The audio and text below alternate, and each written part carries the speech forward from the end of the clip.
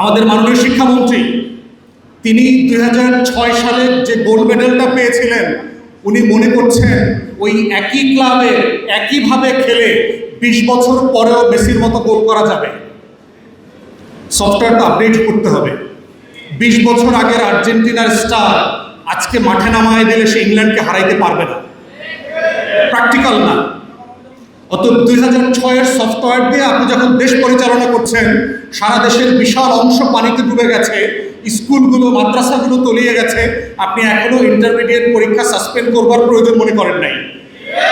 যদি একটা শিশু, একটা ছেলে মেয়ে যাওয়া আসার পথে পানিতে ডুবে মারা যায়, তাহলে কি ওর জীবনে একটা পরীক্ষাটা গুরুত্বপূর্ণ ছিল, না ওর জীবনে আসলে বেঁচে থাকাটা গুরুত্বপূর্ণ ছিল?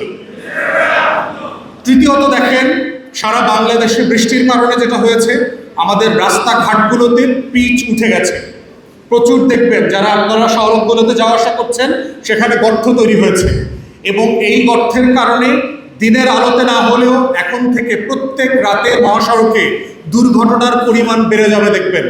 কারণ গাড়িগুলো খাদে পড়বে, মানুষ মারা যাবে। তাহলে আমাদের যোগাযোগ মন্ত্রণালয় কোথায়? তারা কেন তাদের এই ঘিলুটা কাজে লাগায় না যে এইরকম মুষলধারে 2 সপ্তাহ বৃষ্টি হইলে রাস্তা থেকে পিচ উঠে যাবে, রাস্তায় গর্ত তৈরি হবে? আপনার ইমার্জেন্সি সার্ভিসগুলো কোথায়?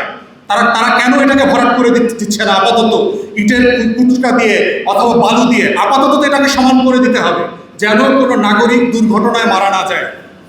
তাহলে রাষ্ট্র যখন এই ধরনের মহামারীতে বিপর্যস্ত হয়ে গেছে, তখন আমরা দেখতে পাচ্ছি তারা সিরিয়াস কোনো আলোচনা সংসদে তুলছেন না, করছেন না।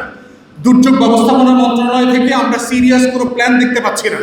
যেই জেলাগুলোতে মানুষ মারা গেছে, যেই জেলাগুলোতে ফসল ডুবে গেছে, এখানে সমস্যাটা কোথায়?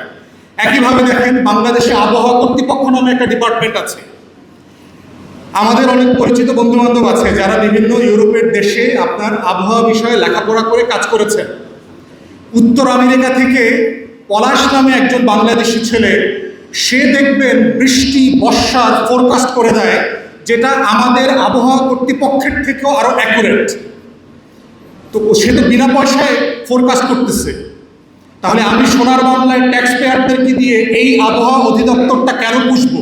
আমার কি দরকার এই অফিস পরিচালনা করবার, যার পূর্বাভাস কৃষকের কাজে লাগে না, যার পূর্বাভাস সত্য হয় না, যার পূর্বাভাসকে কেন্দ্র করে কৃষক পরিকল্পনা করতে পারে না যে আমি আসলে ধানটা কবে কাটবো। তাহলে এই বাস্তবতায় আমরা দেখতে পাচ্ছি যে এই যে আজকে আলোচনার টপিক, জুলাই আসলে আমাদেরকে কি করতে বলেছে? জুলাই করতে বলেছে যে আমার এই রাষ্ট্রের যে অসঙ্গতি, আমার যে সুশাসন, গভর্নেন্স ডিসপেন্স করবার যে অসঙ্গতি, সেই প্রত্যেকটা অসঙ্গতির জায়গাকে অ্যাড্রেস করা। প্রতি বছর বৃষ্টি হবে, বন্যা হবে, ডুবে যাবে, আমরা আপনারা কয়েকজনে মিলে একটু ত্রাণ দিতে যাব। কত ত্রাণ দেবেন?